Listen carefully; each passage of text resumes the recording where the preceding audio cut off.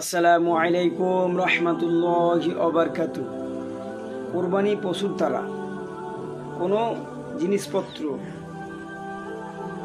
ভাড়া খাটানো যাবে কি, বা কোনো সামগ্রিক কোরবানি পশুর দ্বারা তাকে কাজ করানো যাবে কি, বা কোনো কোরবানি পশুর দ্বারা উপার্জন করা যাবে কি? জি না, কোনো কোরবানির পশুর দ্বারা কোনো ভাড়া খাটানো বা কোনো সামগ্রিক তাকে বোয়ানো, কাজ করানো যাবে না এবং তার দ্বারা কোনো প্রকার উপার্জন করা যাবে না।